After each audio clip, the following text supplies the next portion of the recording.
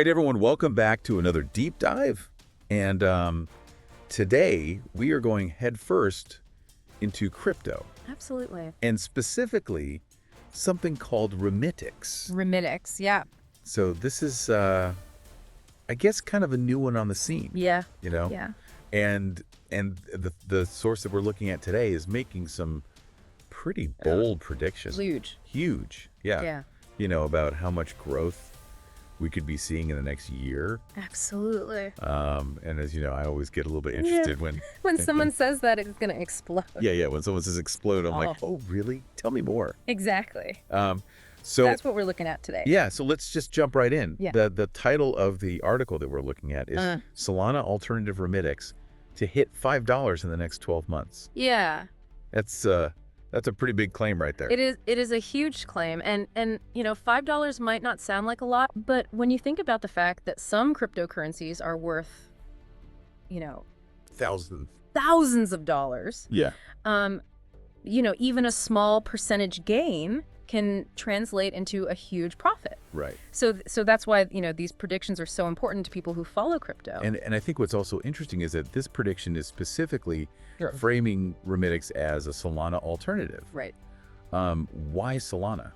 Well, I think the reason they're doing that is because Solana is already a very well-established cryptocurrency. Right. It's known for being fast, efficient, and it has a large market cap. Right.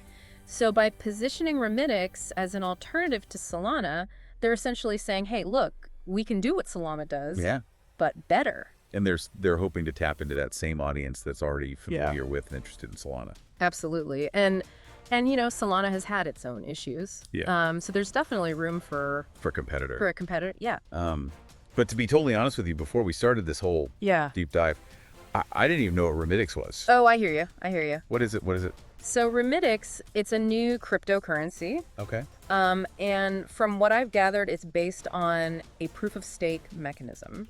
Okay. Which is interesting because... Well, hold on. Proof of stake. I know that we have a lot of listeners who are familiar with cryptocurrency, but we also have some who are not. Of course. Can you just give like a real quick explanation of what proof of stake is? Sure. So proof of stake is a way of verifying transactions on a blockchain. Okay. And it's an alternative to proof of work, okay, which is what Bitcoin uses. Got it. And basically, instead of using massive amounts of computing power to verify transactions, proof of stake allows users to stake their own coins to validate transactions. Okay. And the more coins you stake, the more likely you are to be chosen to validate a block and earn rewards. So that's how it works. That's the basic idea. Yeah. Okay. Cool. Yeah. Yeah. And one of the big advantages of proof of stake is that it's much more energy efficient than proof of work. Right. So that's a big selling point for Remittix because they're claiming that their proof of stake mechanism uses 90% less energy than Solana. 90%. Yeah. It's a huge claim. That's a huge claim. Yeah. So is this like genuinely groundbreaking technology? Are we talking about like a real innovation here, or is this just like clever marketing? That's a great question. And honestly, it's hard to say for sure at this point. Yeah. You know, there's a white paper that outlines the technical details, but it's a little bit light on specifics. Right. And to be honest, the development team is pretty anonymous. Oh, really? Yeah. So there's a little bit of mystery surrounding Remittix. So we've got big claims, we've got potentially groundbreaking technology. Yeah. But we also have this kind of veil of secrecy. Right. I'm a little skeptical here. I understand the skepticism, especially with a new cryptocurrency. Yeah. But here's the thing. Remittix is focusing on a niche market that Solana hasn't really tapped into yet. Okay. And that is microtransactions in developing countries. Okay. Their platform is designed to make cross-border payments super fast. Yeah. And incredibly cheap. Right. And this could be a game changer for regions that don't have easy access to traditional banking. Okay, so now that's interesting. Right. Now you're talking my language a little bit here. Yeah. Because, you know, if this really does deliver on what it's promising, we're talking about potentially millions of people getting access to financial services that they wouldn't have had otherwise. Exactly. And that kind of real world utility is what can really drive the value of cryptocurrency. And I think that's what I'm looking for. Yeah. You know, I'm looking for, is this actually solving a problem? Absolutely. Is this actually going to make a difference in the world? Right. And that's what separates the hype from the real deal. But we also have to remember that cryptocurrency is volatile. Very volatile. Yeah.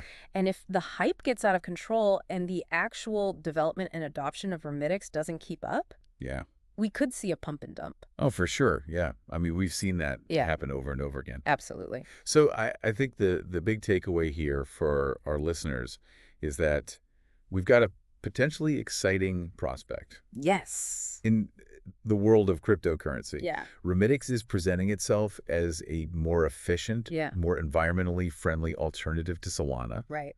But there's limited information available, and this market is super volatile. Absolutely. So proceed with caution. Yeah, a lot of research is needed. Absolutely. But here's something to think about. Yeah.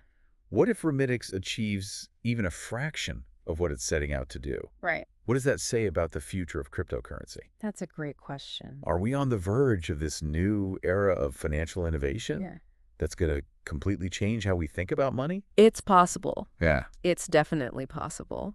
So keep exploring, stay curious, and we'll see you on the next deep dive. See you then. Bye.